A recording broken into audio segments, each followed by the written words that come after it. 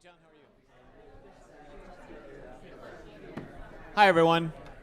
Welcome to the Mayor's Bicycle Advisory Council. We're going to start with introductions. Thank you all for being here today. We appreciate it. I'm Sean Waddell with CDOT, and if everyone, rather than passing the microphone around, if everyone could just say their name loudly, I think that would be easier. So, David Smith, CDOT. John O'Neill, Chicago Metropolitan Agency for Planning. Greg Pyland, Federal Highway Administration. Garth Katner, West Sound Bikes. Paul Fitzgerald, Friends of Big Marsh. John Pickering, TY Lynn.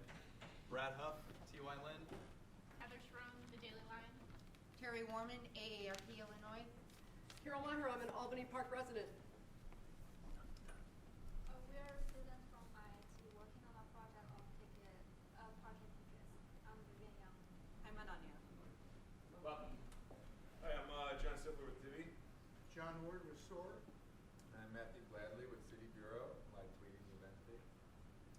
Matt Dolan with Lime. Cesar Cardona with Line. Christina, Bike Lane Uprising. Devin Johnson with Divi. Tom Renell, Free Bikes for Kids. Ron Burke, Lift. Good afternoon, I'm Brendan Daly with the Chicago Park District. Abraham Celio, community-based organization in Little Village. Lillian Webb, Metro Strategies. Wesley Rizal, 27th Ward. Bill Nahillis, Logan Square resident. Shamika Turner, Bicycle Ambassador. Angel, CDOT. Anno, Friends of the Major Taylor Trail and Chicago Cycling Club. Alan Mellis. Gene Tenner, Bike Uptown. Romina Castillo with Vision Zero Team. Margarita Reina, Chicago Department of Public Health. Plus once a community rep. Jacob Peters, Northside Community Rep. Melanie Ickner, Far Northside Community Rep. Joe Sislo, Northwest Side Community Rep. Dan Blatt. We get the back row. Yep. Eddie, Bicycling Ambassadors. Whitney, Bicycling Ambassadors.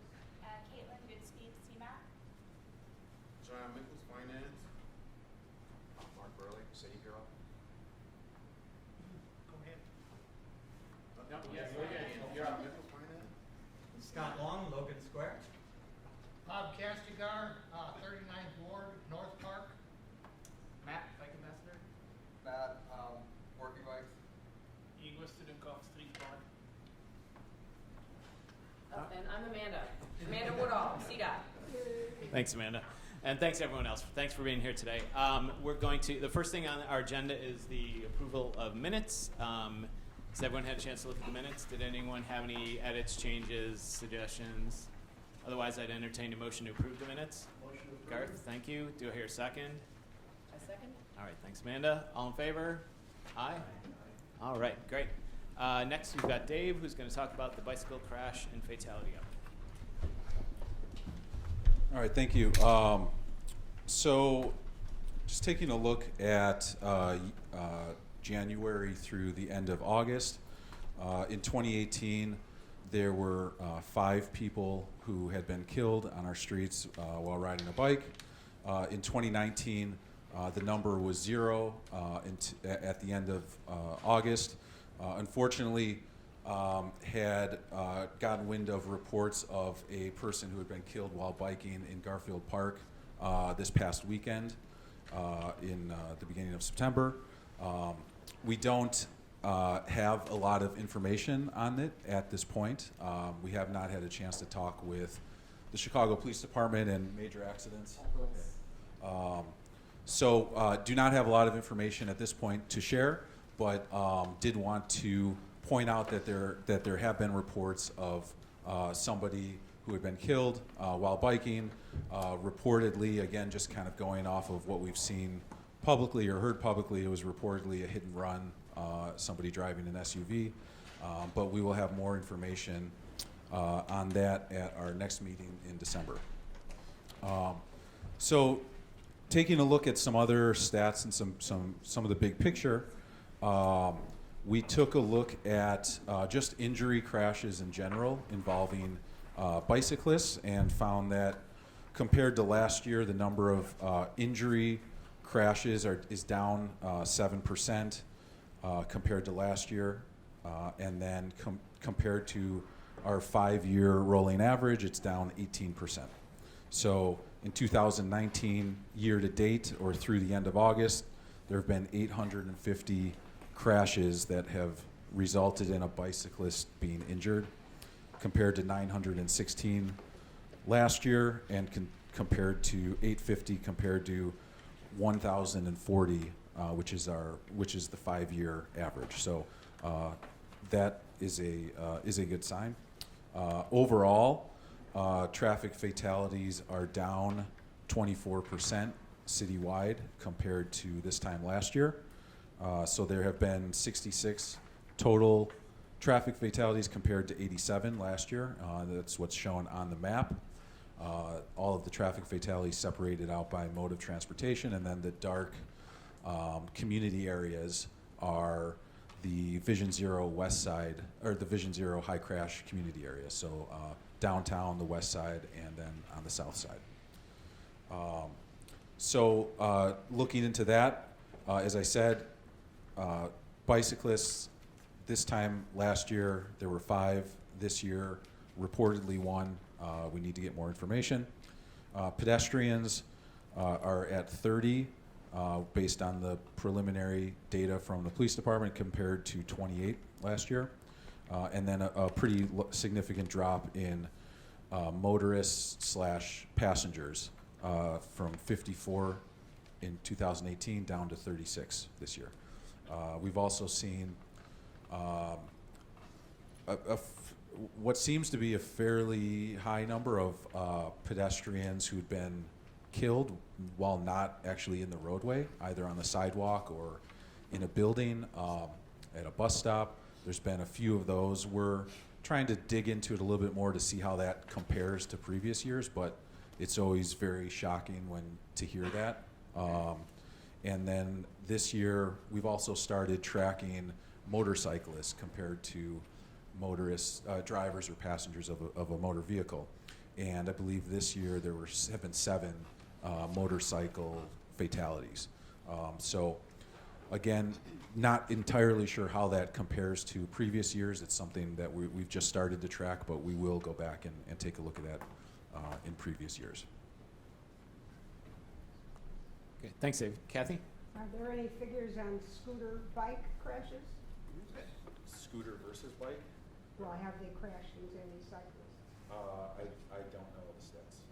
There have been a couple anecdotal, but we don't have any full stats at this point. No, and we will, as far as the scooter pilot, we'll be doing a full analysis of it, and we've actually worked with the health department to add a tag to all the reporting from emergency rooms to ask them to indicate if a scooter was involved in that injury. So we'll have more robust data at the end of the pilot after October 15th, sometime in the last quarter of the year. Sure. Any other questions for Dave? Margarita? I just want to speak Oh, yeah. because I'm doing the Oh, yeah. analysis Right. for the e-scooter injuries. That those reports are only from the emergency departments. So, yes, there has been at least one that was in the media quite extensively. But yes, there would be like the rider versus like a pedestrian or a cyclist. That person is injured, so mostly riders, and then there's some pedestrian person. Okay, thanks, Margarita. Any other questions for Dave? All right, thank you, Dave. Next up on our agenda, a couple city updates. First one is Vision Zero. I'm going to give that update. And just to give some, I think we've mentioned this at past meetings. We've actually been, over the last 4, 5, 6 months, revamping the Vision Zero working groups and organization. And so we have a Vision Zero operations group, which is our internal working group, which is just city agencies and sister agencies. We are meeting on a monthly basis, and the part of that is really to meet together and hold each other accountable. We also have a separate advocacy group that's outside stakeholders like Active Trans, AARP, AAA, and other partners who are working with us separately. We also do intend to, we used to have a steering committee. We intend to bring that steering committee back together at some point, but probably only on a semi-annual or so basis to get both the advocates and city and sister agency partners in the same room at the same time. We haven't scheduled our meeting of the steering committee for our last one for this year yet. We've also had, you might remember, have working groups set up now. So there's one specifically that Dave referred to a little bit. That's the data working group. We also have a policy working group that's met one time, the first time a couple weeks ago. And we have a marketing working group that also met a couple weeks ago for the first time. We've put together a planning committee. If anyone is interested, talk to Romina for this year's World Day of Remembrance, which will be in November. And I think it's Sunday, November 17th. Is it? Okay. Okay. I think the website said the 17th. But we always do it on the working day. So we'll do it on Monday the 18th. It's a UN established Day of Remembrance, and they always do it the Sunday, whatever that is, the third Sunday of November. We also had a Vision Zero West Side celebration with our partners in July to kind of show them the plan and start talking through and engaging again to start with implementation of the West Side Plan, and then we'll be doing a formal plan release later this month in partnership with elected officials in the West Side area. We're also working on wrapping up the downtown plan this fall. And then we secured funding for the Vision Zero Northwest. So on the map, on the previous that Dave had up, the Humboldt Park and Belmont Cragen area is a high crash area. We've secured funding to actually do some work in that community area. And then we put out a request for proposals. We secured funding earlier this year for work on the south side in Englewood and Washington Park, the Vision Zero South Side effort. And we put out a request for proposals for assistance to help us with that planning effort. And we'll be starting with that planning effort early next year. We have the proposals are in, and we're just starting to review those. So, any questions on Vision Zero? All right, great. And then Dave's gonna. So I'm going to give just a couple of quick updates on some bike lane projects in various parts of the city, and happy to talk with anyone after the meeting who has any questions or any ideas. But since I've got Miss Dolores sitting right next to me, talk about her neck of the woods. I love it. I love it. It wasn't planned. It was. Yes, it was. But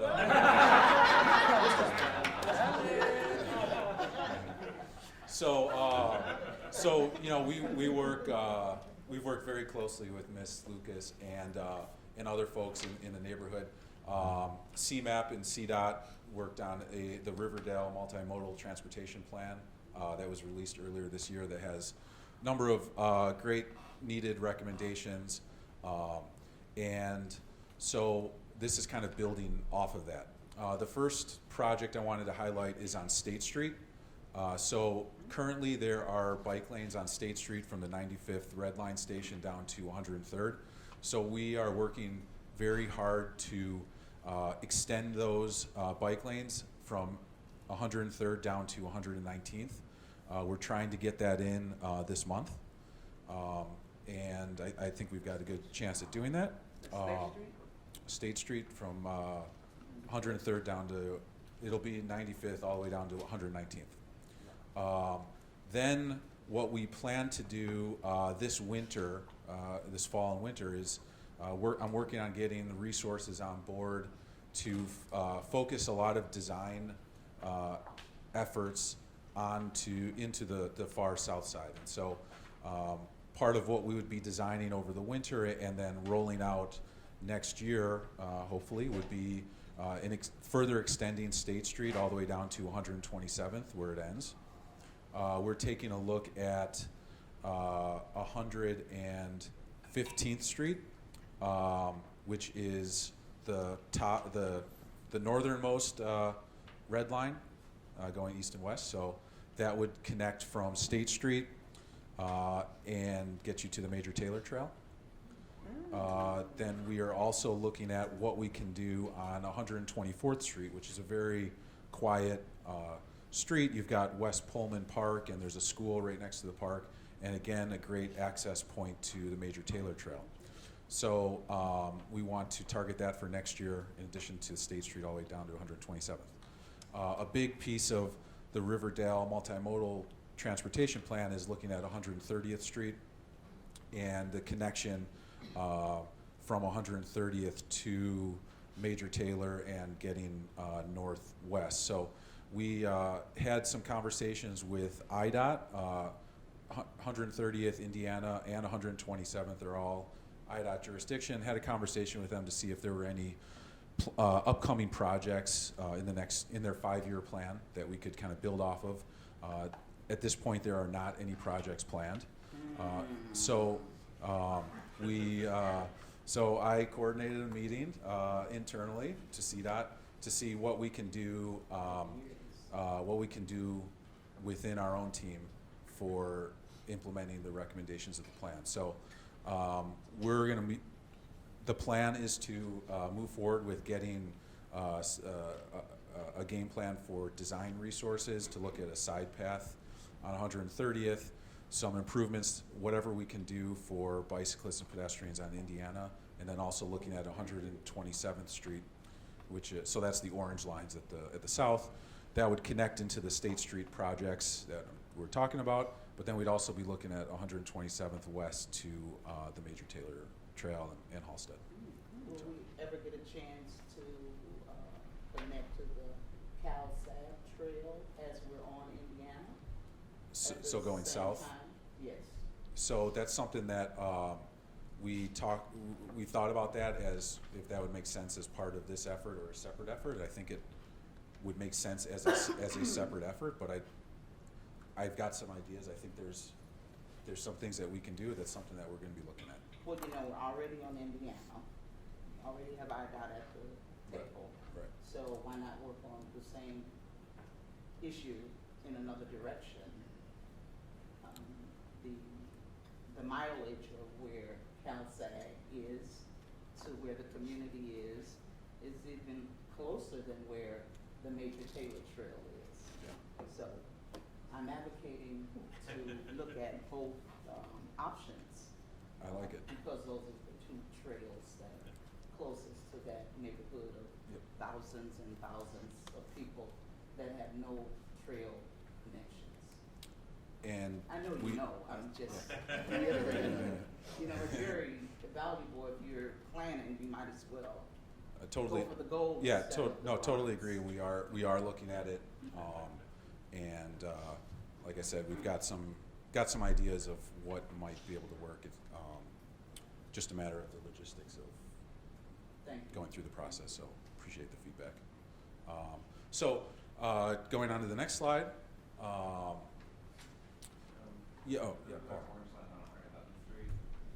Yes. Yeah.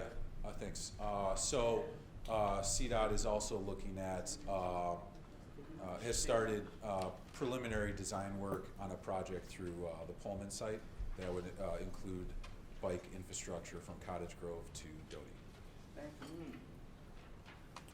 Okay, next slide. Wanted to just highlight a couple quick projects and efforts in the southeast region, which is Ronnie Harris is the MBAC rep. 55th Street has had protected bike lanes for several years. We're just wrapping up, almost done with adding concrete curbs in the protected section, which is on the bottom left. And then additionally in the top right photo, we've added a number of pedestrian improvements throughout the corridor in Hyde Park, including pedestrian bump outs.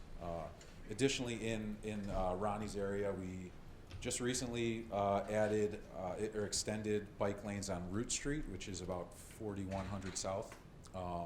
So from Wentworth, which is the Dan Ryan east, to the State Street. And so the next piece is we want to think about, we want to work with Ronnie and others in the community, figure out what makes sense to extend that further east to the Lakefront Trail, taking advantage of the new and planned bridges at 41st and 43rd Street to get to the Lakefront Trail. Additionally, in this area, we've started designing bike lanes, including a section of protected bike lanes on 71st Street from South Chicago, which would connect into the South Chicago bike lanes and go all the way east to the South Shore Cultural Center, which is the southern end of the Lakefront Trail. So hopefully, we're hoping that we can get some of that in next year. Protected with barriers or like paint? to be determined if the protected section will have concrete curbs or flexible delineators, to be determined. So the next section, on the next slide, some of you may have seen this on Harrison through UIC. So through the loop, we added concrete curbs this year. UIC actually funded, was the primary funder of this project, but we did a raised intersection at Morgan and Harrison, also painted the curbside bike lane green, installed flexible delineators. This project goes to Loomis and then connects down Loomis into Polk Street. That's been in for a couple years. We're working on the next slide. There's a map just to show the big picture. The section in red, we're looking to extend that from Loomis to Ashland. We've got the design ready. We're just basically coordinating with some construction, a big construction activity that's going on with Rush University at the northeast corner of Ashland and Harrison. And then Ashland to Wood, we are going to be installing curbside bike lanes, a new pedestrian crossing and ADA ramps and refuge island in front of Rush University. We're trying to get that in again this year. Additionally, we're looking at Paulina as a marked bike route from Hubbard on the north all the way down to Roosevelt on the south. And so this would actually be somewhat of an extension of the Wood Street neighborhood greenway. Wood Street currently has a neighborhood greenway down to Hubbard. The idea is that Wood does not extend south of Ogden and doesn't get you over 290. So at Hubbard, you would jog over a block, go to Paulina, go south. There's traffic signals and stop signs at all the major intersections. Paulina is a pretty low volume street. It gets you over the expressway, and then it gets you into Rush University. And there's actually like a pickup and drop off area at Rush between Van Buren and Harrison that's closed to through traffic. But we've talked with them, and today a lot of people ride their bike through this pickup and drop off area. They've got some large planters to stop vehicles from going through. So we've talked with them, and they're supportive of formalizing that as a bicycle cut through. And so we'll be working with them on pavement markings and spacing out the planters so that it prevents motorists from going through, but still allows plenty of space for a bicyclist to go south. The next slide is a couple of photos of Madison Street on the next slide. And so this is a recommendation from our Vision Zero West Side Plan, which Sean provided an update. We'll be looking to release later this month. But pedestrian bicycle improvements along Madison were one of the key recommendations. So we moved very quickly on installing bike lanes. A number of pedestrian refuge islands are under construction right now, and then we'll be installing several pedestrian curb extensions along the corridor. This is from Pulaski east through the park. And then the final slide is a recent project that some folks may have seen or heard about. This would be in Milani's MBAC region. Clark Street through Andersonville from Lawrence up to north of Bryn Mawr. We installed, there's previously marked shared lanes. We installed this relatively new design that we've been trying, we're calling it dashed bike lanes. We narrow down the travel lanes, install a 5-foot bike lane. We've lowered the posted speed limit along the corridor to 20 miles per hour, and then installed a number of these paint and post bump outs. And we're in discussions with the alderman and the Chamber of Commerce and SSA about installing like branded markings and paint within the space to really highlight the corridor. So this is a type of design that we started. We first piloted on Milwaukee Avenue in Wicker Park about a year and a half, 2 years ago. And we've been rolling this out on streets where we really can't do anything more than just a marked shared lane at this point. And what we've seen very positive results in terms of getting motorists to drive along the center line and out of the bike space. We've seen an increase in bicyclists riding outside of the door zone, which is a good thing. But it's a new design. Haven't really seen this in a lot of places around the country. So we want to get feedback from folks, and happy to talk with people after today and in the future about this type of design, this compared to just a marked shared lane on a street. So just to keep things moving, I'll pass it on to the LIFT team, but anybody who has any questions or wants to talk afterwards, happy to, including you, Alan. I was going to say nice things about Thank you. you. Oh, okay. Yeah, Alan, we have time.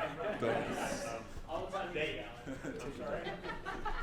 No, Dave conducted Dickens Greenway meeting, which was very well received.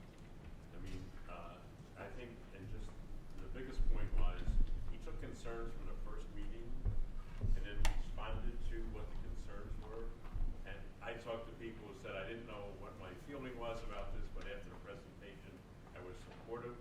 He also listened to people's concerns, so hopefully we'll finalize some additional things. But he really did an excellent job, and you know I don't say that easily.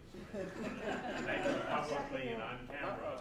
What a great job he did on the Dickens Greenway meeting. Thank you, Dave. Thank you very much. All right. Next up, we've got Lyft. Ron or Both of us. John? Can we go over here? Double team. Yes. Yeah, but I think that's for the recording. That mic is for the recording. I've got both. Okay. Yeah, why don't we have it up here? Yep, sounds good. Testing. Is this working? Do we need this? Yeah. Okay. All right. Well, hello, everyone. Good to see you. Some familiar faces. Ron Burke, formerly Executive Director of the Active Transportation Alliance, and I am now... Is this not on? It's on. Great, thanks. And I am now wearing my Lyft hat, working on bike share and scooter share policy for Lyft. So before I turn it over to John, who's our operations manager, who's going to talk to you a little bit about the Divvy expansion that's in the works, I just wanted to share just a few kind of remarks by way of context. So I think a lot of you know that Lyft purchased Motivate about a year ago. And then in April of this year, Motivate was the company operating the Divvy system, right, for the city of Chicago. Divvy is owned by the city of Chicago, for those of you who don't know. When Lyft purchased Motivate, it became the largest owner-operator of bike share systems and bike share operations in the country. And so when that happened, I started thinking, wow, glad to see this commitment from Lyft to biking and bike share. That's really exciting. And when they inked the agreement with the city to really expand Divvy to the entire city, that got me excited about Lyft as well. So here I am, working for Lyft now, and we're going to talk a little bit about where we are in the Divvy expansion. My role, just so you know, at Lyft is working with cities really across the Midwest as they contemplate how best to adopt policies and commit funding and develop rules for how to operate bike share and scooter share systems. So I'm working in Chicago, but I'm also working in some other cities. So it's been really interesting to see how this is going. And one thing stands out for sure. Chicago already has, the Divvy system, I should say, already has the largest service area of any bike share system in the country. And we are now on the cusp of doubling it, right? So we are breaking some new ground here. And it's exciting to be a part of that. And I think a lot of you in the room are part of this process already. And we really appreciate all the support and energy you've put into Divvy and the bike network, right? Which we just talked about, that will support Divvy ridership throughout the entire city. We're about to roll out a new kind of system in some ways that we think is really cutting edge and that will work across such a large expanse, 220 square miles. Excited about it. So I'm going to turn it over now to John, who's our operations manager, to walk you through kind of where we stand right now with the expansion. John. Thanks, Ron. Hi, everybody. I'm John Stifler. I've lived in the city since 2008. I'm originally from the Rockford area, so if anyone's from there, shout out to Rockford. I have been with Lyft for just over 3 months, so I started in June. Previously worked at Groupon before that, a couple other jobs in the city before that. I'm really excited to be on the team, really excited to expand and work on this project and get to meet you all and all that stuff. So I want to just jump right into the expansion because I know it's on everybody's mind. So we're going to go through a few things. So I can go through the expansion area. We can go through the planned stations and bikes in that expansion area, and then all the community engagement work that we're doing as part of the planning for the expansion in 2019, which is what we're focusing on here. So first, in 2019, the expansion area, you can see in the picture over there to the right, and if you can't see all the detail, this is going to get shared, so you guys will be able to take a look at it. This is the expansion area for 2019. On the south side, it's 15 square miles. In the map to the top right, you can see blue dots. Those are essentially existing divvy stations. The neighborhoods that we cover here in this expansion zone, Auburn Gresham, Chatham, Burnside, Pullman, Roseland, Washington Heights, Beverly, and Morgan Park. And then you can see the north, south, east, west boundaries of that zone here on the left. So as you can see, and as I mentioned, this is 2019. This is just step one of the expansion that Ron referenced, which is through the entirety of the city over the next couple of years. Okay, so planned stations and bikes for 2019 in the zone we just saw. So we're putting 30 classic stations, the stations that you guys are used to seeing, that you've seen at the Divvy Network since the beginning. Those are going to be going down in this expansion zone. They average historically across all the stations you already have about 17 docking points per station. Obviously, they'll be higher than that number and lower than that number depending on the station and where they're located based on needs in this zone. That's just the average I wanted to call out there. In terms of the number of bikes, so we're obviously adding e-bikes are coming. The first phase of that, being the 1900, we're going to drop into the network this fall. Along with, we're actually adding 500 of the classic pedals as well to just help keep those numbers high and available for everybody to use. And then the criteria, so like how did we go through the decision-making process of where the stations would go? Four main things. So one, and the most important to me personally and Lyft as an organization and CDOT as well, is feedback from the community. So as Ron referenced, a lot of community events going on this summer, the big one being that kind of touring roadshow, quote unquote, around each of the locations in the expansion zone and beyond for the south and west side for the rest of the expansion beyond 2019 to just get feedback from the community on where stations should go, where people want to be able to access, where stations shouldn't go, all that kind of stuff.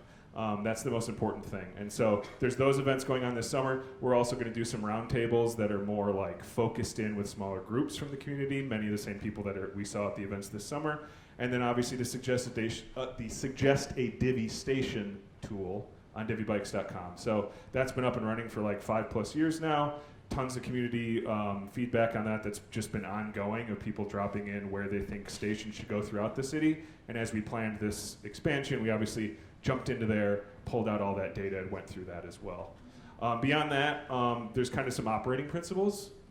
One being transit, so the day-to-day, getting to and from work, to and from school, that sort of thing. So making sure that stations are near and accessible from transit hubs, so like CTA trains and bus stops, metro stops, near schools, near like common business areas where there's a lot of people working, that sort of stuff. But beyond that, and this comes a lot from the community feedback, is also the recreation piece. So we've heard from the community for sure, like, yes, we would use this for transportation purposes and all that, but there's a recreational component to this too. So making sure that we're focused in on shopping areas in the expansion zone and parks and bike trails and all of that stuff, and making sure that where the divvy stations go or servicing those from a recreation perspective as well was really important to us. And then aldermanic review and feedback. So we're kind of getting that process kicked off now, where obviously we're going to need to work with the community leaders on the aldermanic perspective to get feedback on where we would like to put stations as we go through this process as well. So that's the other piece. I have a question on that slide. Yeah. It was going to disappear. So the first total count is just that south side area that you showed. The bikes is system-wide? Yeah, so we're basically going to put the bikes in to the network. Generally, they'll kind of go everywhere because bikes are going to go where bikes are going to go. But as you guys may or may not know, like we have the actual Motivate operations team that's on the ground doing all the rebalancing, making sure that bikes are evenly spread throughout the network. That'll apply not only to like the classic system and the way that you've seen it happen today, but also the e-bikes as well. And is that expansion area the only phase 1 expansion area, or are there others simultaneous? So this is the expansion area for 2019, Okay. going into spring next year and through the summer and the fall, and then over the next couple of years, obviously there's going to be more expansion areas that will communicate much in the same way as we go through it with you guys and continue to get feedback the same way we have for this zone from the community. But yeah, this is just specific to 2019. It's fair to say that the bulk of the expansion will take place. The bulk of the expansion obviously is going to take place next year and 2021. So this is the initial expansion zone for 2019. Keep in mind that these bikes are a little different in that they can, as John mentioned, they can be docked or locked to a bike rack, which makes them unique. So they're essentially a dockless hybrid. The e-bikes, that is. And so that's going to help, we think it's going to help create some coverage, out into the neighborhoods that might be difficult if you were relying solely on docks to do that. We may also see down the road clusters of bike racks come together, so-called hubs, right, where you can also park divvy bikes, so almost like virtual docks, if you will, because, again, the new e-bikes will have a cable on them that allows you to lock it to something, and especially a bike rack. Yeah, I think that's a really good point. And also to piggyback on that, like this is essentially kind of what I refer to as like Divvy 2.0. And it's a new concept, and it's a new phase of what Divvy can be, and we have a lot to learn in terms of like how people use a dockless bike system and a hybrid system. With the old classic system, there's going to be a ton of stuff to learn, and we just want to make sure that we're not like, hey, we're going to the whole city, it's happening this month, and we're going to be done with it, and then like we need to make adjustments. So we want to make sure we're doing this in a really conscientious and smart way, where we're going into an area, measuring how it's worked, and making sure that we're servicing and serving the community properly in terms of expanding beyond that. Yep. Speaking to something that Dolores had mentioned in terms of in Riverdale, access to trails that might not be in the city proper, are the e-bikes going to be geo-fenced so that they're not going beyond certain areas, and how will that be communicated? So if somebody picks one up that's docked at 127th in Indiana, if they go down towards the CalSag, and when they get to where they are planning to go, it goes. How is that handled? Yeah, I don't know if CDOT wants to mention this as well. What I can say to that is like the bike's not unusable, battery or not. So when you're talking about the e-bikes, it's still usable. In terms of like boundaries and stuff, like we're looking at obviously like city limits long term and stuff like that. Our focus is that when anything like within the city limits in terms of bike trails and stuff like that, we want to be able to support that, and people use those, like I said, in terms of the recreation piece, appropriately in the way that they'd like to within those city limits. And I would just add Yeah. to that. I mean, I think the city will work with Lyft to determine what those kind of business rules are as to if you can actually, people may be able to ride it outside the service area, but there could be, if they dock it out, but not dock it there, so they could ride along the trail and then bring it back within the city of Chicago. There's possible, But you wouldn't be able to unlock it outside of the city potentially. There are a lot of This things to be is all on the table, so we're. Yep, a lot of planning going we're around not that. even need to- Active conversations for sure. You're getting to the right questions for sure. Absolutely. Yeah.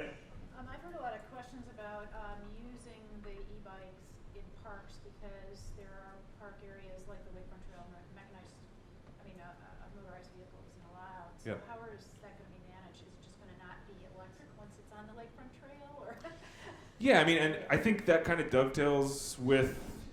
Yeah, go ahead, John, because that's what I was going to say. So we talked with the park district, and what they have indicated is because the trail separation project was just finished this year, they're actually trying to watch and see, because there are people riding e-bikes out there already, so they want to see how those interactions work and how just the separation works first, and then they're going to revisit what regulations they might have on the Lakefront Trail. Let me add to that from the park perspective. We're happy to take input. Alan, I've heard you already.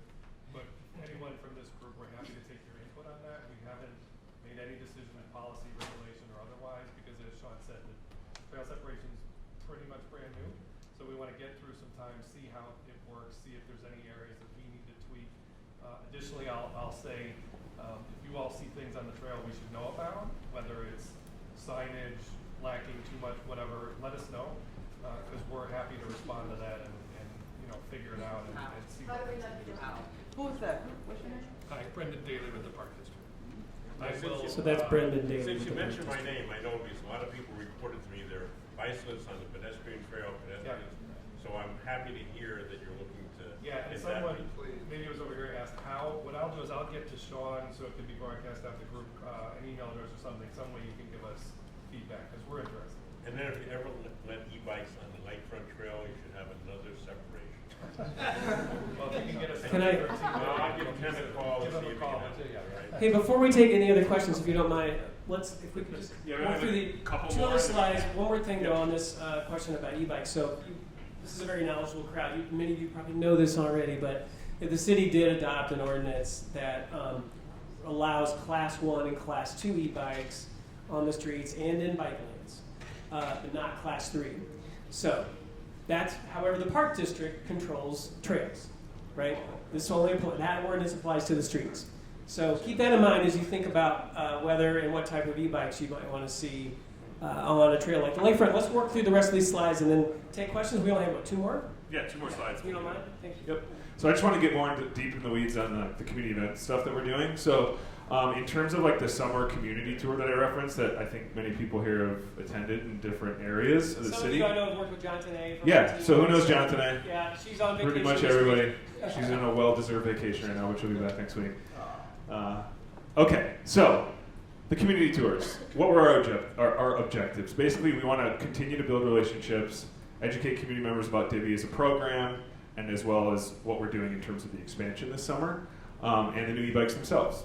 Beyond that, getting excitement and generating interest in terms of the residents, that are, especially those that are going to be in these communities, and that are getting it in 2019 and years coming beyond that, and also connecting them to like additional opportunities to work with us, work with CDOT, work with some of the other, like the CDOT Bikeways team, bicycling ambassadors, making sure that we can plug people in to keep that community working together. And then just getting a ton of feedback on giving us guides towards how we should be expanding, where we should be expanding, and all the details around that. General overview of it, essentially, like I mentioned, we've been engaging with Divvy directly and CDOT, but also their Bikeways team and the bicycling ambassadors, as well as some other programs here in the city to help us on those initiatives while we did them this summer. And talk about bike safety, talk about infrastructure, as well as the future Divvy stations, like I mentioned. We also did on-site signups at all of these for Divvy for Everyone members, so that we could get people signed up for D4E when they came to visit us and talk to us about the expansion. So the next slide, what are we doing beyond that engagement tour this summer? So there's a few things I wanted to mention. I don't know what happened to the font there, but I can speak to it. Bike Mechanic Boot Camp. So that's a program that we're doing right now that's getting kicked off with Chicago Youth, basically allowing them to come in, learn how to work on bikes, develop those skills related to bike mechanic stuff, but also beyond that, personal finance, resume writing, business planning, that sort of stuff. After that, they go through it, they're given the opportunity to interview with Divvy for possible job placements. So that's one thing that is getting kicked off. Community grants, many of you are probably aware of this. I think we found 15 organizations, Friends of Big Marsh, Westtown Bike, Think Outside the Block are 3 that I can think off the top of my head. We keep you rolling. We keep you rolling. There's another one. There's like 15 of them. If you guys want the full list, we can get that to you. We'll definitely get something together to send out. Just you can feel free to talk to myself around or CDOT or shoot an email to like press@lyft.com. We'll get you guys the full list of those. But essentially, 15 organizations we gave grants to, totaling $100,000. For community grants, basically Chicago nonprofits and community-based organizations, just to work together with, again, community partners to make sure we're injecting dollars and our time and energy into the community and making sure that we're all growing together. And beyond that, roundtable engagement. So I mentioned this a little bit before, but we have the larger community tours we did where people can come up and talk to us, take a look at a map, talk about Divvy while they hang out at like community events that were ongoing that we had tents at, essentially. But beyond that, we're going to do some roundtable engagements with some of the same community members where people can come in to a smaller environment and have a more intimate discussion around our expansion plans and stuff beyond that. So that's the end of the slides. At this point, I think we can take a few more questions if we have time before the couple questions. Sure. I just wanted to make a comment on representing Keep You Rolling in the South Side that everybody to know, if you don't know, that the city limits go across the Calumet River. So we got a little piece over there, and it's very important that we connect to the pace. So that is, so that you know, if the bikes come across the bridge, most of the people do, and they will connect with pace. So there is a little niche for the south side right there. And there's also a great connection for us to connect to the woods. The Cook County Forest Preserves, Dan Ryan Woods, Obion Woods, Whistler, Kickapoo. We're all very close to the trails, Major Taylor and Cal Sag. So it's another area that we need to get permission to take those e-bikes on the Cook County grounds. I think you can take them. You can't just leave. You can't leave them there because they have a competing vendor who rents bikes. We had one. You had your hand up for a while before. Yeah, I have a couple question comments. The first is you mentioned the ability to block the videos up to other objects rather than actual docking stations.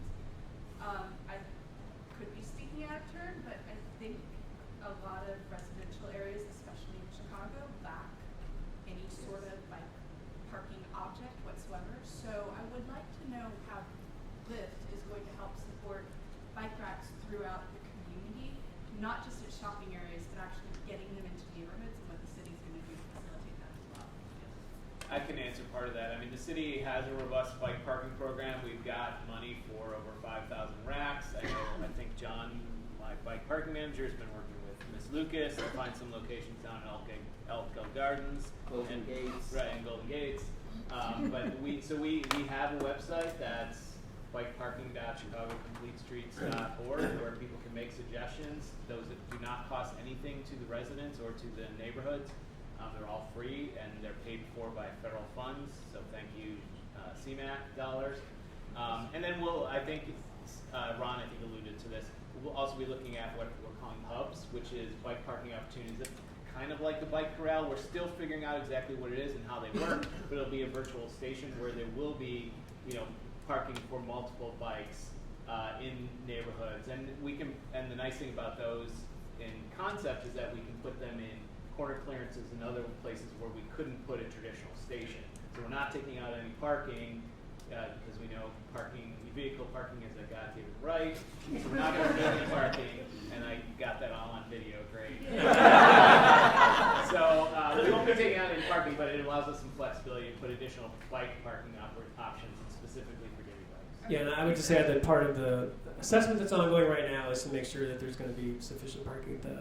In the investment that Lyft is making is like $50 million in bikes and docking stations, and another $77 million in direct revenue to the city over 9 years. And some of that money could easily go towards things like bike racks. And so I just think that a big piece of it is that we are willing usually to put bike racks where there's shopping, where there are really wide sidewalks, but you have long stretches in some parts of this neighborhood that are apartment buildings, and these people need their units aren't giving them indoor parking. Yes. Their units are giving them chain link fences, and their bikes are getting stolen. And that's I think the hubs will help solve that solution. I mean, the challenge with bike racks is that we do for ADA need a wide enough sidewalk to be able to put in. Right, absolutely. The hubs on the other hand can. It's not just Denny's.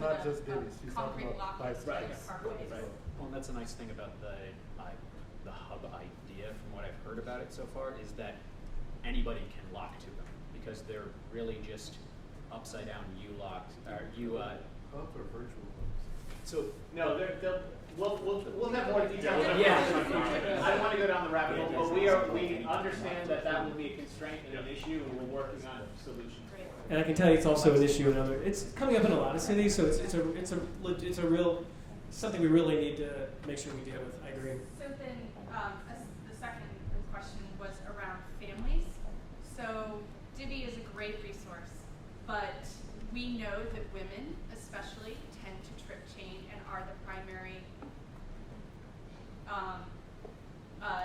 travelers of their children to schools. And I appreciate that you're wanting to put Divvies up at schools so parents can then get from school to wherever.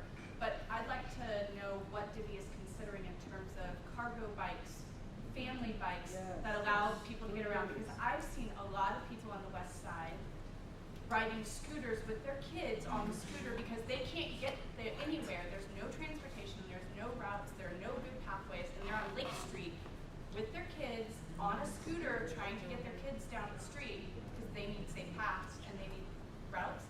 So I would just love if Lyft is thinking about, and Vivi is thinking about, how can we facilitate and help families get around this community and use these shared resources without the massive investment. Maybe it's an idea of, hey, we'll work with YEP and we'll make bike seats, and so if a family invests in a bike seat, then they can go to a Lyft and they can put the bike seat on for their child to be able to ride safely, and we have those opportunities.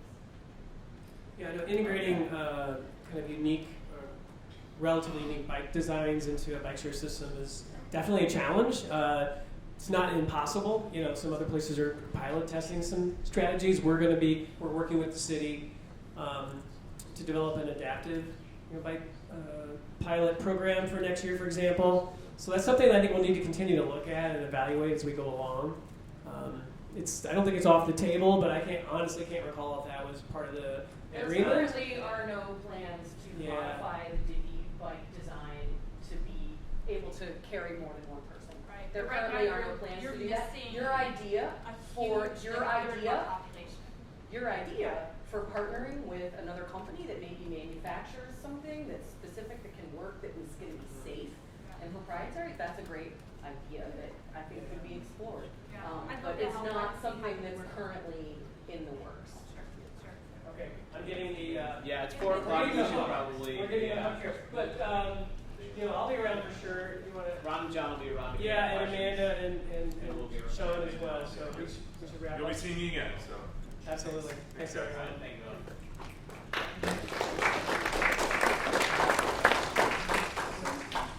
All right. Next up on the agenda, we've got Milani. No, just give it to Milani. Okay. Hi, everyone. My name is Milani Eckner, and I'm the Far North Side rep for MBAC for the next 2 years. And I just wanted to tell you a little about me and how I got into biking and biking advocacy, just so that you have a sense of my background. It started in 1971. So get ready for the story.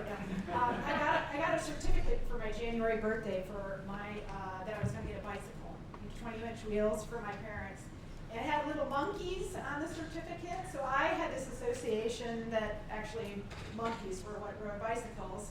But I did find out then that I would be riding a bicycle. My dad taught me, and I think it's kind of an interesting story because actually he was from Germany. And so he had this idea that with our 20-inch wheels, we were going to ride 3 kids on 20-inch wheels from South Shore to the new, at that time, maybe McCormick Place. So I got it in my system when I was really young that you could ride really long distances. So fast forward to 1989, I decided to become a bike commuter from Ravenswood at the time down to the Art Institute. And I did that until 2001. When I had the good fortune to move for 10 years, I was in Denmark and Germany. So I had experience with two different biking cultures. I came back in 2011 and was really surprised. I was Monday night at like 11:30. I was coming back from Humboldt Park, and I was by Lathrop Homes, and there were all these other people out there biking, and it was like November. There were like 5 other people, and there was another woman, right? And so I thought, wow, something is happening here, And so I actually started to try to figure out what it was. The other thing I kept hearing was about a bike community. And I actually asked somebody, is that a place where people live together who like to bike? Because I did not understand that I was part of the bike community, right? And so I started going actually to CCGT, which was a great program. That's how I met Sean. Actually, Sean first presented there about different things. I met other folks that were doing stuff about biking, and that's how I became engaged with biking, and then it kind of led to participatory budgeting, and that's how I ended up here. So, does somebody want to? So this is my area. It's basically the North Lakefront, and it's about. It includes everything from Rogers Park down to the river, and then up the side on the river, and then the North Trail, the North River. It goes to the side, and then there's the channel goes north. So obviously that's really big. So for today, if you want I'm going to focus on Uptown specifically, just because that's where I live, and it actually has all these really great lessons for, I think, for going forward. So the far north region has about 600,000 people, and of that, Uptown has, this is 56,000 or so. We actually, I think the statistics are kind of interesting because I always think about, okay, the bulk of the range is 15 to 54, and of those people, some of the census tracts along my area, like 77% of people use green modes to get to work, right? And because they can. We have great transit in our area. And so there are, though, a lot of children and seniors and folks with disabilities in our area. And so like in participatory budgeting, when we did it in our ward, we focused a lot on people who are most vulnerable on the street. And if you plan for them, you actually help bikes too. And I chose this particular image. Unfortunately, my images aren't high resolution enough. It shows all these kids. We got 1,600 kids that are walking in safe passage there, to and from school with their grandparents, with their parents, with neighbor, teenagers and stuff like that.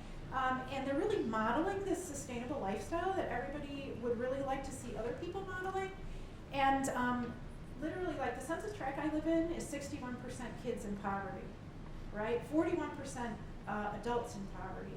So they are doing the right thing, but a lot of the narrative that they hear is kind of negative about violence and all this other stuff about Uptown. And so a lot of people in my area, we've been really trying to focus on these great things that people are doing, and they're doing it really for all of us because they're cutting down on the drop-offs and all that other kind of stuff. So they're participating in a really healthy, good lifestyle. So, so these are all the different high crash corridors, and you already heard from David about different things that are going on. When I saw the list, it was like a little overwhelming for me. And so I started thinking more about, well, what does it mean to be a high crash corridor? And I kind of wanted to learn more about the past and how did this come about that, cars are so involved in our lives and so oppressive in some contexts. So as part of the Uptown Coastal Initiative, I started looking at the history of our area. And so the next slide, I hope it will come through a little bit. All right, so a lot of people, I don't know if you know, this kind of gives perspective to Vision Zero. In 1935, in 6 months, there were what was 8,000 car-related casualties in Chicago, and that was actually an improvement on the year before, 1934. So it was the beginning of, I know, like, can we all talk about that? It was the beginning of the massification of cars, right? And so there's a lot of documentation and papers about that. At the same time, in Uptown, this picture here actually shows what was called Clarendon Beach, and that's actually Montrose before the extension of the drive north, all right? So that was a PWA project in the 30s, and it extended the drive north, and it made it, we have this amazing lakefront today. So it was just an interesting photo to me because I live kind of at the top of that beach today, and all those kids you just saw walking, they walk along that end there where the beach used to be. And so I wondered about the design, and the design actually at that time, the designers had in their head in 1935 and 1936, they had in their mind this incredible amount of pedestrian-car conflict because 70% of those casualties were pedestrians, all right? So I thought it was really interesting because I thought, well, they must have designed for that. And in fact, it was, that whole area was designed originally to mitigate pedestrian-car conflict. And we have the legacy of that in that area. And it's actually something to kind of study and work with because you could almost say it was ADA compliant. You could literally go from the lake all the way to the half a mile to the lake, the new lake coast. You could do that through viaducts and stuff like that. You only have to cross one sort of busy street because it was planned that way. So a lot of people are kind of down on Uptown's lakefront because there's a ton of parking. So people want to get rid of the parking. I'll go on camera about that. But it's actually really interesting because it actually works in a lot of ways. People come from all over the city of Chicago to come there, and then they utilize those historic paths to get around and enjoy and see all the different sites and everything. So anyway, that's what I've been kind of talking about there, community assets. You know, the community really models these green modes. We have all our schools. You can go to school from preschool to college in our neighborhood and walk there, right? So we have all this great access to transit. We've got 3 hospitals and this extensive social network, a social service network, and we have a lot of other things going on. So the reason I chose these 2 photos, the top photo shows a man on the corner of that Clarendon Avenue and Lawrence Avenue, which you'll hear about in a minute, and it's literally the width of a sidewalk. So over time, cars have spread their wings so that we don't even have enough room for that man in his wheelchair to be on the street, right? So one feature of Uptown, and other folks might have this in their neighborhoods, is that actually the bike lanes also sometimes serve, particularly in winter or when there's flooding like you see there. They actually serve people who are in their wheelchairs, so their wheelchairs combined with bikes in the bike lanes. So that's just something to think about. So, you know, as I mentioned, we have this wildly successful historic lakefront. We also have some legacy projects. Sunnyside Mall is an older project that was done in the late 60s, early 70s. Originally all concrete, today a beautiful space where people can go and their kids ride around with their bicycles, really tiny kids in there, and there's no cars, so it's safe. Uplift Plaza is a new project that came out of participatory budgeting in CDOT, and it's sort of simulating that same environment, and once it grows, we're already starting to have a little bit of kids circulating in that area. It's very dense in our area, so it's very hard to find places for kids to go circulating around safely. We've got partially protected lanes on Broadway. We have great parks. We got 4 parks that are pretty good. Some of them, there's some space there for particularly children to circulate on their bikes. Another thing that isn't sort of unleveraged is that we actually have the US bike route. So it comes up from the area on the south, really down almost to Indiana, and goes up the lakefront, and then it turns and goes in across Lawrence Avenue. So that same place where the man was standing with a little, in his wheelchair, it's a bottleneck for bikes there. But it is actually the US bike route, which is something I learned because I met these 2 Italian tourists who were looking for the bike route. So again, we have a lot of bus connections. We got the northernmost 24-hour east-west bus, and the east-west is really important for people in my region because everybody's trying to get to the Lakefront Trail because they feel safe there because there are no cars. The last thing I want to say is cemeteries. That's actually kind of a story. Graceland Cemetery didn't used to allow bikes there, but they had so many older folks like me asking if we could ride our bikes in there because there were long distances to get to graves. They allowed bikes to be in the cemetery. So that's a new development, just the last years. Okay. So some of our challenges are that really the lakefront is a destination for all Chicago. And a lot of times the neighbors are off the record or off the radar in planning. This is actually a stretch of the new bike path of the Lakefront Trail project. And obviously that's not going to work for most cyclists. And we'll talk a little bit, just a moment about it later. But this was an area that wasn't supposed to be paved and it was supposed to remain for people walking. But it ended up becoming part of the bike lanes. And so things like that, the neighbors were trying to tell somebody, but it was kind of hard to find the right folks to tell. So the other thing is just the sheer traffic volume that I mentioned, and then what we call drive head, which is people get off the drive, they've been going like 60 miles an hour, and they just zoom into Uptown, right? At right the points where those 1,600 kids are going by, going to and from the park and the school and everything. Accidental arteries are the roads that used to lead, like Lawrence Avenue, used to lead into just the lake. There was a beach cove at Lawrence Avenue, and today it's an artery to get on to Lakeshore Drive. So those are very narrow streets that were never designed for that capacity. The flooding, which you saw, the viaducts, it was a solution for allowing pedestrians in and out, but they do flood, and they also get blown snow and things like that. I think one thing that I'd like to bring up is really the distrust that has been generated by some bike-related projects in the area, particularly the viaduct project at Wilson and Lawrence. We had, I don't know if a lot of people knew, there was Uptown Tent City there. And people felt that the bike infrastructure, the bike lanes that were put there displaced the people who were homeless, that it was a deliberate move to get rid of them. And so that created a lot of distrust, and a lot of bikers felt very uncomfortable about it also because it took away from what had been pedestrian space rather than taking away from this sort of overcapacity for cars in certain areas. So that's something that I think is just a challenge going forward to kind of rebuild that trust. All right, so I've heard a lot of different things, and you can kind of maybe read these. I know I have a limited amount of time. I don't want to take too much time away. I've heard a lot of interesting things. One thing that people are talking, I've heard a number of times, is wintertime riding and wintertime walking conditions. So trying to figure out ways to plan better for that, because if you don't have a car, you're going to be circulating year-round, and actually, it's actually possible to ride year-round in Chicago if you've got good mittens.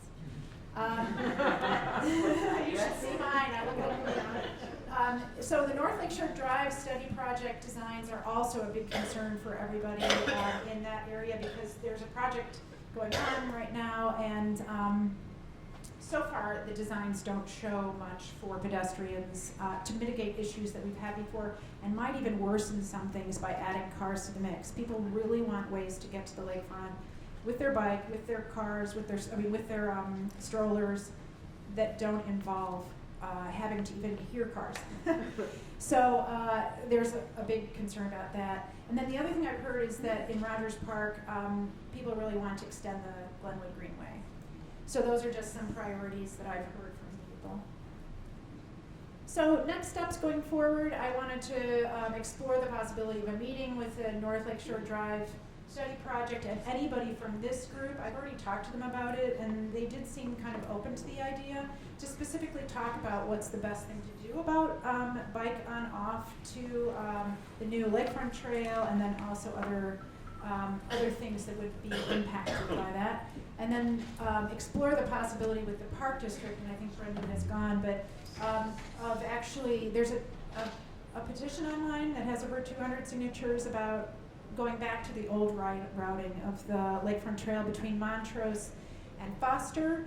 In 2012-13, there was the Friends of the Lakefront Trail study, and that area actually got the highest rating of the entire Lakefront Trail. The part between Lawrence and Foster got the absolute highest rating, and that was probably the part that was the most changed during the whole Lakefront Trail separation project.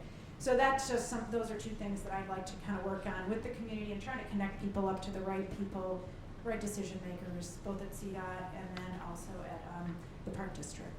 So thank you very much. I appreciate being able to talk to you. Thanks, Lonnie. Does anyone have any questions for Lonnie? Yes. So how would folks in Rogers Park get involved with efforts to improve Glenwood? I think the thing is you can talk to me, definitely, and write to me, and we probably at some point should sit down and talk in person, and then we could figure out some strategies on that. Yeah. So anybody can always contact me, and I'll try. And the contact info for all of us is the name of our MBAC region, and then at gmail.com. So. Say that again? For all of us community representatives, so Far North would be Far North MBAC, so Far North MBAC at gmail.com. Mine is North. We'll send it out. It's because both of ours aren't logically named. I know, I should really be like North Lakefront. Exactly. Yeah. I know, I keep missing We'll it. send it out. Thanks, Melanie. Appreciate it. So it looks like Ronnie is not here for the MBAC Southeast region. But Dan is here. Oh, Dan is here. Oh, okay, great. Did you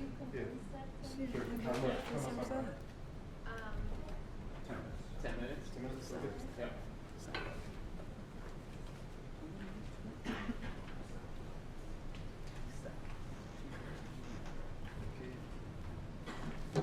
Hello everyone, my name is Dan Black. I am here on behalf of Ronnie Harris, who is part of Go Bronzeville and is also the Southeast MBAC representative. So there will be a presentation behind me.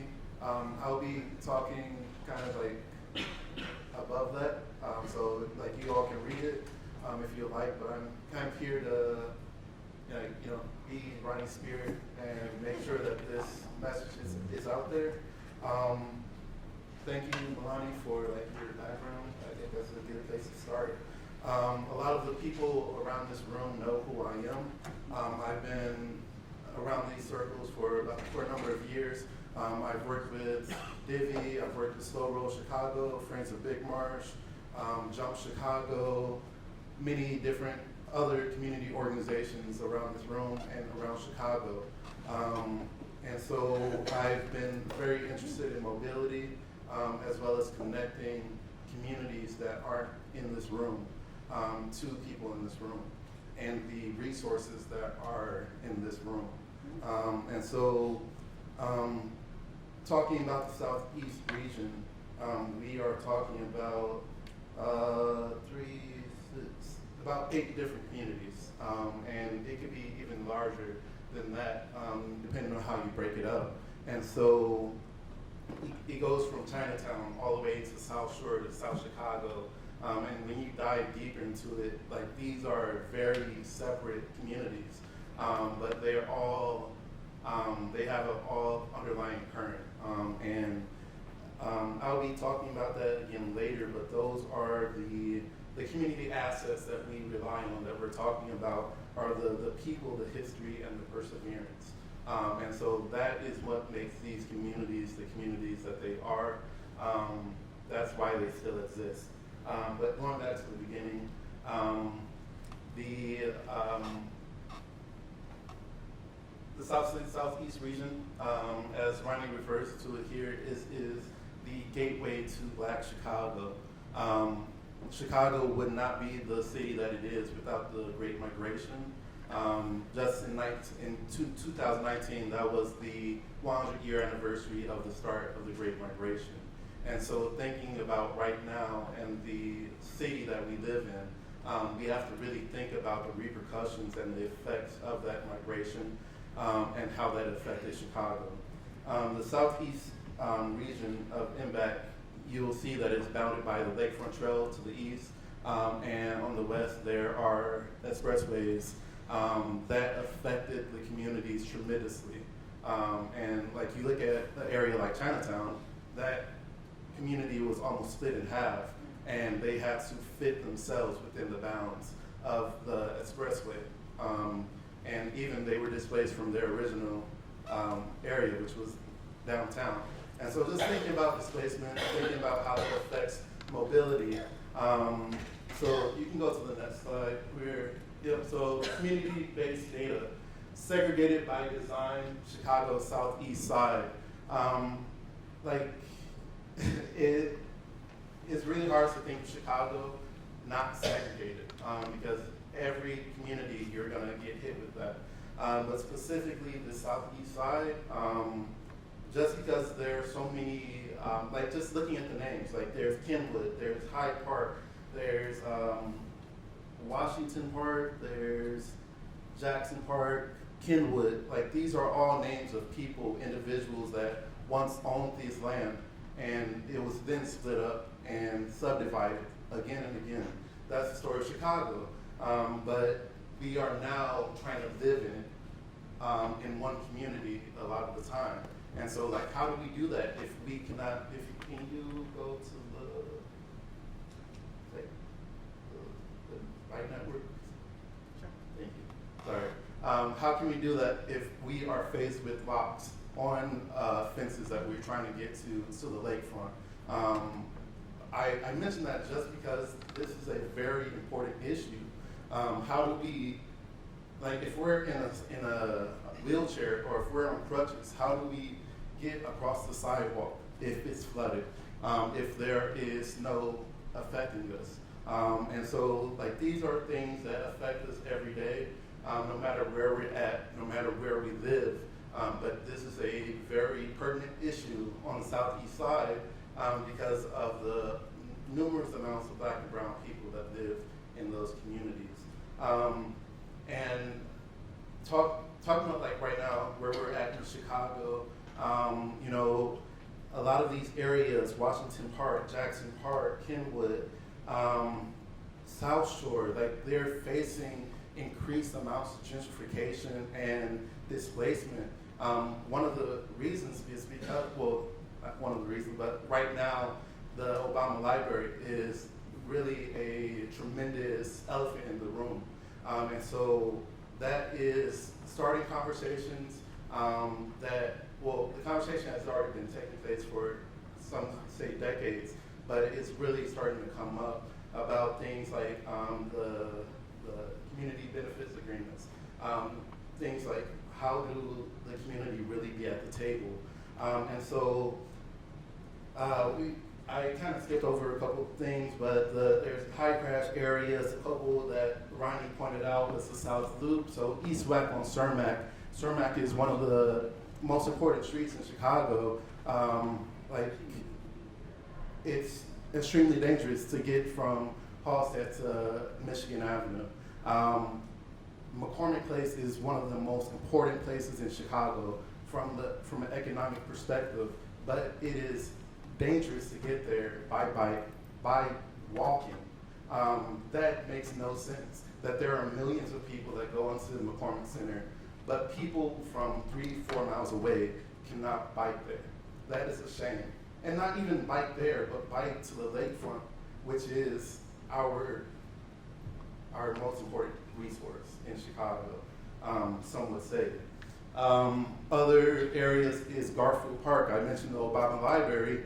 Why is that a high crash area if we're investing tens of thousands of dollars into this 3-mile corridor just for an Obama Library, just for the University of Chicago? Jackson Park, Stony Island is an extremely important street. Like this street goes from Washington Park all the way to Big Marsh.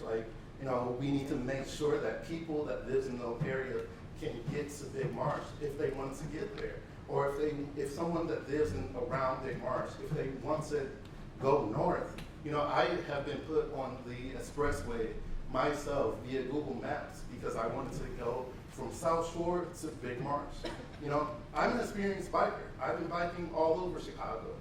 That is dangerous for me. That's dangerous for anyone. We've talked about families wanting to bike. How are we going to have them get on the expressway? You can hear the emotion in my voice because this is something that I care very deeply about. And so I will leave on this the MBAC community region priorities.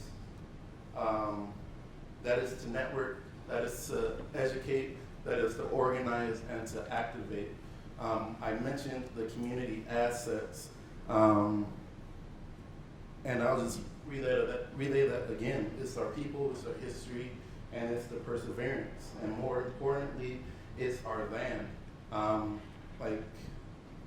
Land is, in Chicago, in America, land is a very important thing, but people are getting displaced year after year in these communities.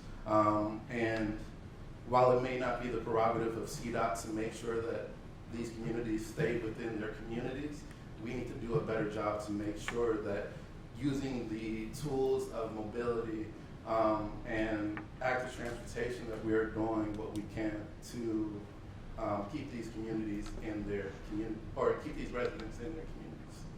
Thank you.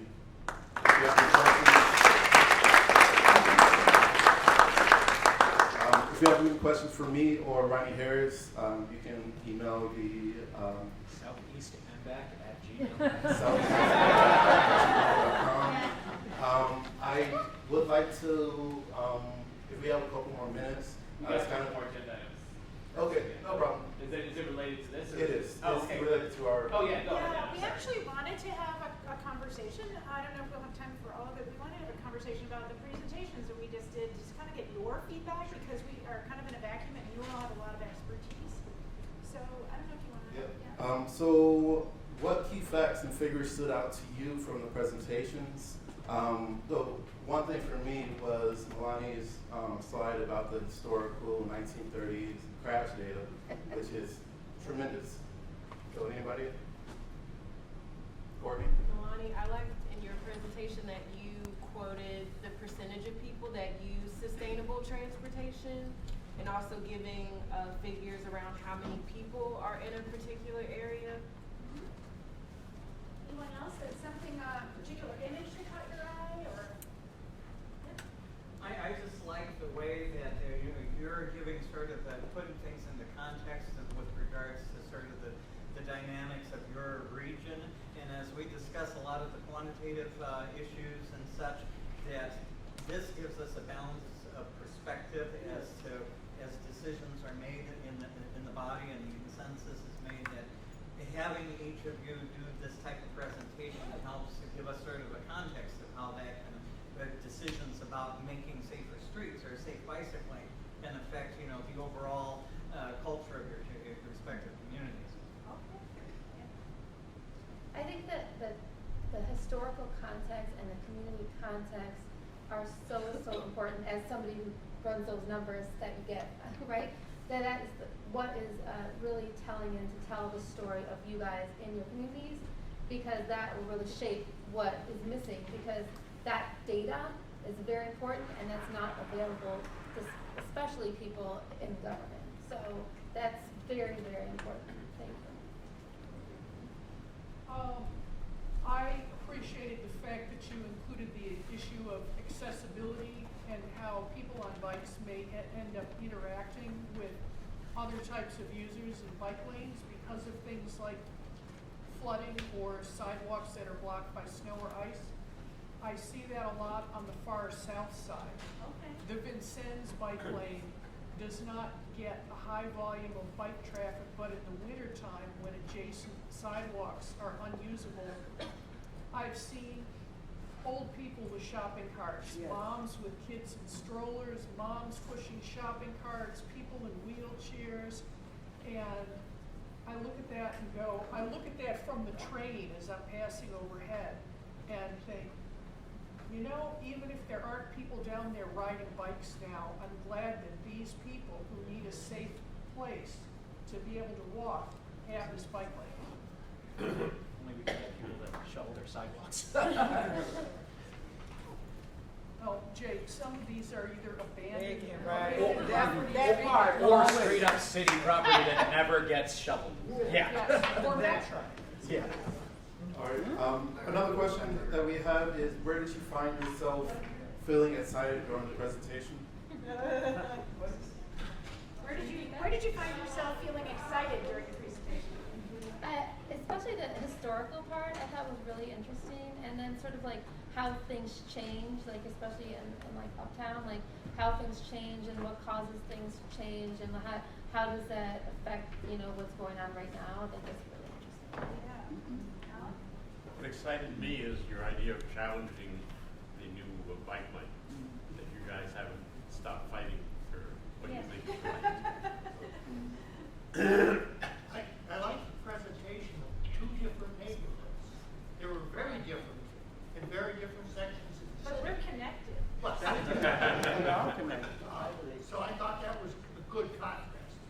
Great. Amanda?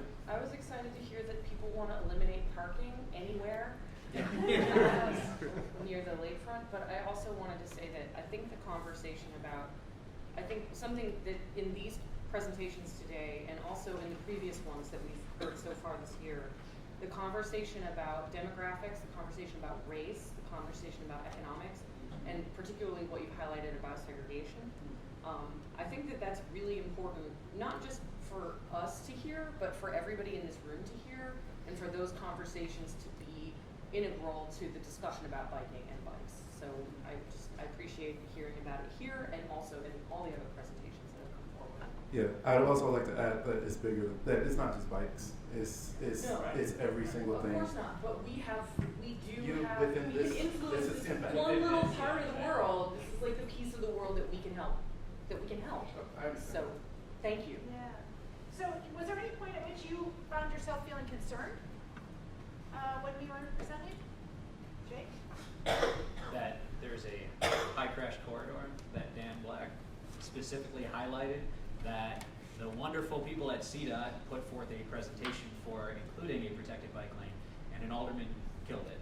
And that also was the end of somebody's life last year. So that gave me concern, that gave me frustration, because there's no reason that if we have the data that shows that something is unsafe, that somebody who's supposed to represent us can block that safety from being accessible to everyone. Jacob's talking about Stony Island. Yep, Stony Island.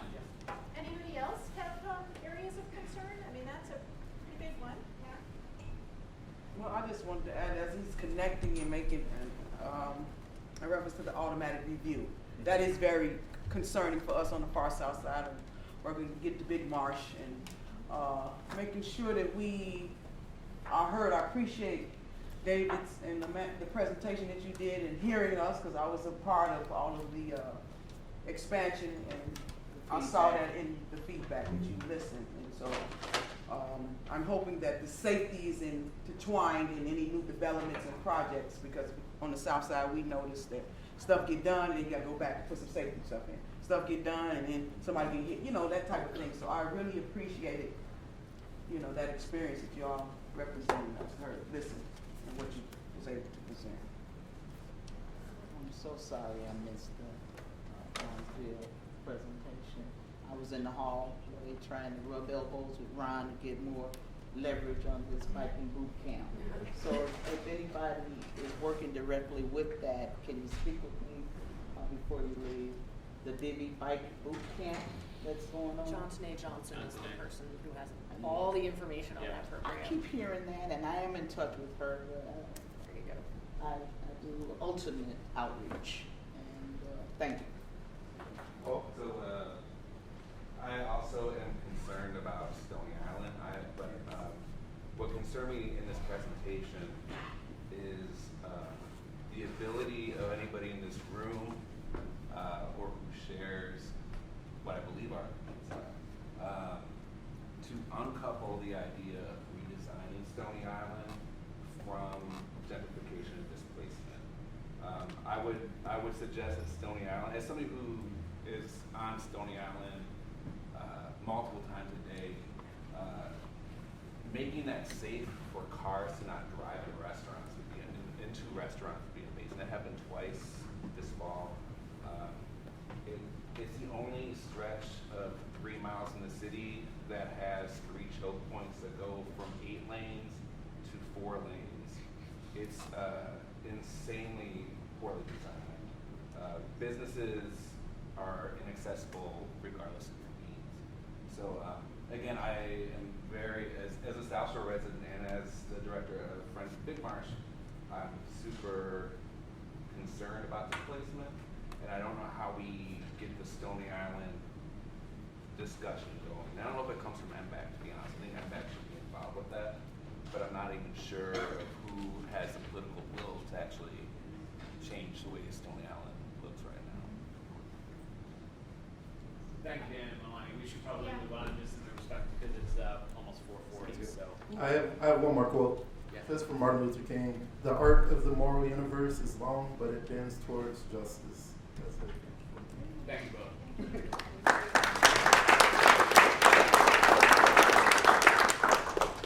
So our last update is MBAC site visits. We've got Englewood, Rolling Piece, Hotel. Yeah. Good evening, everyone. On next Friday, we will be.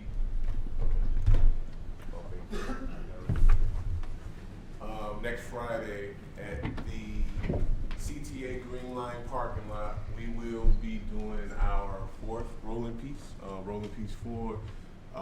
This particular ride is being dedicated to breast cancer awareness. So I will have 500 pink Rolling Piece 4 t-shirts for everyone that comes out, or hopefully.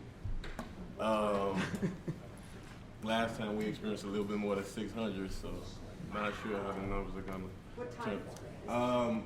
So we meet up at 5 to kind of set up and to make sure that everyone's bike is has air and chains are oiled and all of that good stuff. To do registration, give the t-shirts out. There's some helmet distribution. We give basic lights out for people who don't have lights on their bikes.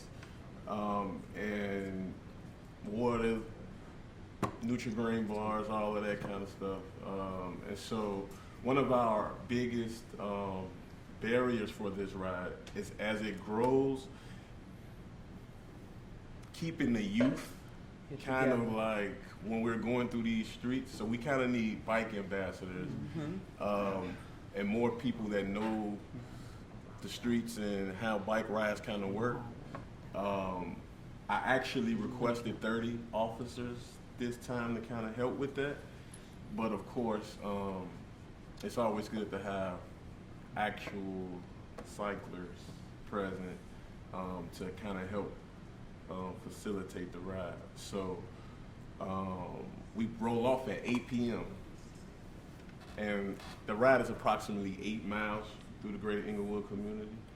And so I create the route specifically or intentionally to go through the areas that's been experiencing the most violent crimes in Inglewood.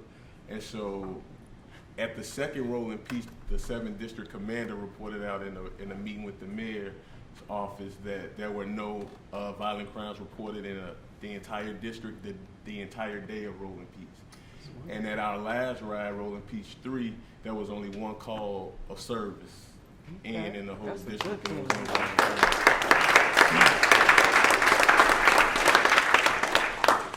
And so, and that's just one of the things about rolling pieces, like, wow, we do promote a healthy lifestyle, and just thinking of all the things that a lot of the other regions kind of face with bike lanes. One of the most, the major concerns in Inglewood is just people feeling safe riding a bike through the community, period. And so this is one of those things where a lot of people come out, and then there's a lot of people just out in the street and going live on Facebook and Instagram and just happy to see this kind of coming through their block. So yeah, if anybody could assist, we could use all the bike ambassadors we could get. Just to that, I have a sign-in volunteer sheet, so it will be right here. That will be for the Inglewood ride, so it will be right here. Yeah. Any more questions? Right, and then we've got Austin, Belmont, Cragen, United Communities for Peace. Jose? Yeah, so September 14th, Saturday morning, the 14th, we'll have a bike ride that would start in Austin at a nonprofit called Build. And then we're partnering with Northwest Side Housing Center to go to Belmont Cragen, in which we'll have like a barbecue there.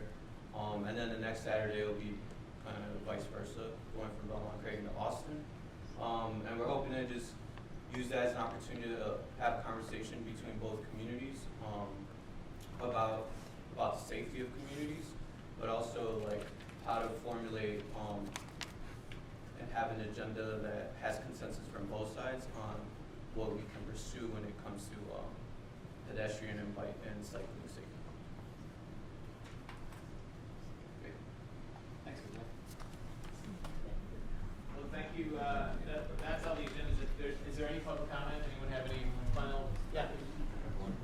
I just have a quick question. There was a gentleman that was introduced here at the last meeting, who was the interim, Tom Carney, who was the interim CDOT commissioner. Right. Has there been any change? Has there been a permanent CDOT commissioner? There has not. Tom Carney is still our interim acting commissioner. Thank you. As a follow-up, yeah. One of the things that made these meetings great is having Rebecca here.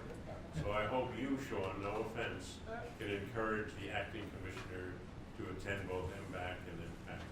Thank you. And we certainly will ask, once there is a permanent commissioner,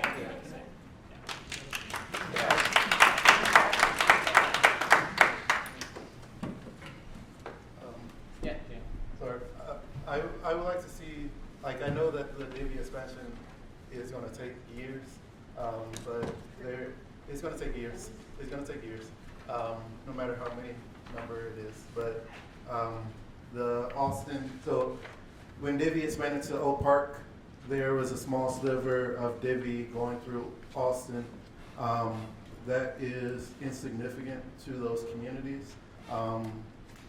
And I want to see Oak Park or Austin get prioritized, the West Side get prioritized for the next expansion for Divvy, because I'm from the West Side and I am severely lacking Divvy. Divvy does not serve me, and I need that. Ann? I'm aware, I don't know if you guys are aware of this, but I'm aware of a number of crashes, both vehicles crashing into concrete barriers that have been installed to protect bike lanes and bikes crashing into barriers. Some with injuries, some not.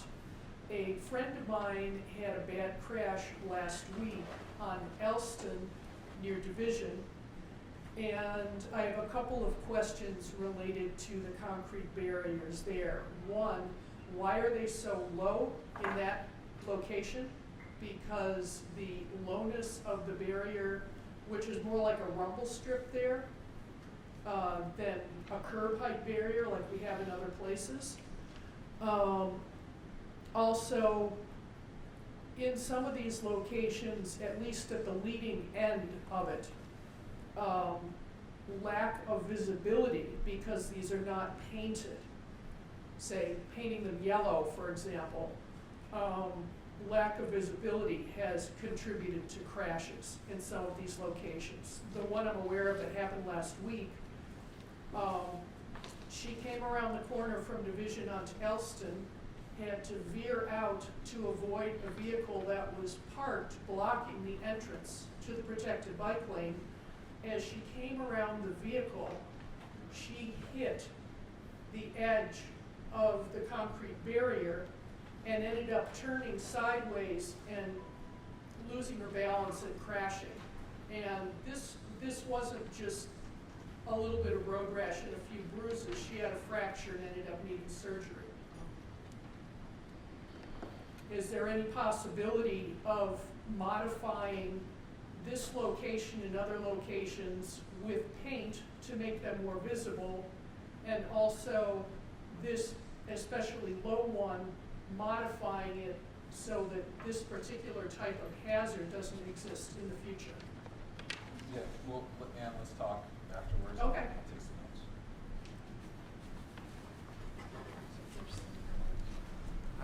Hello. Hi everyone. My name is Caesar and I work for Line. Obviously our focus is with scooters, but I'm here in Chicago specifically emphasizing safety. And a lot of that is translated with a lot of what was spoken today about bikes. Myself, an experienced bike rider, I know that bike lanes is a big issue, but along with people using scooters, my big emphasis is making sure everybody's riding in bike lanes and in the streets, not in the sidewalks. So I want to encourage anybody, I'll be here after the meeting, if anybody knows about upcoming events or has a public space that they can donate where I can come in and do a public safety event, I'm more than willing to do that. I usually come up with vests and helmets, I do giveaways, and I come with like 10 or 15 scooters, and I go through the whole rundown. I've worked with Shamika in the past, so she's seen what I've done, and also with Fatal. So if anybody knows about other organizations within the West Loop pilot program, please reach out to me, and I'm more than welcome to work with you guys. All right, thank you. I just want to do a quick plug to one of the events. They have a couple flyers out here this Saturday. Westtown Bikes is doing Chicago Bike Revolution. They've been doing free youth programming with Bickerdike Affordable Housing Complex for the last 15 years. It's like their first time doing a big fundraiser and taking on a lot more of the financial risk by putting on the production side of it. It's going to be really awesome. And yeah, there's also a free bike pit. They also do job placement for a lot of the youth who work with them. And as some of these kids are like in their 20s now and have been a part of the organization for a long time. I'm also one of the people performing, so. Great. Thanks, everyone. I think we'll. Yeah. I just wanted to say real quick, also, one of the things that we do at Rolling Peace is give bikes away to youth that don't have bikes. And so our last ride, we were able to give away 92 bikes, but this is becoming expensive. And so one of the things that we're trying to do is fix bikes, used bikes. So tomorrow at Working Bikes on 24th and Western, we'll be having a bike drive from 5 to 9. So if you have any old bikes in your basement, garage, you can drop them off and we'll be there fixing them up to give away to the youth. Thank you. Thank you. And thanks everyone for coming today. Appreciate it.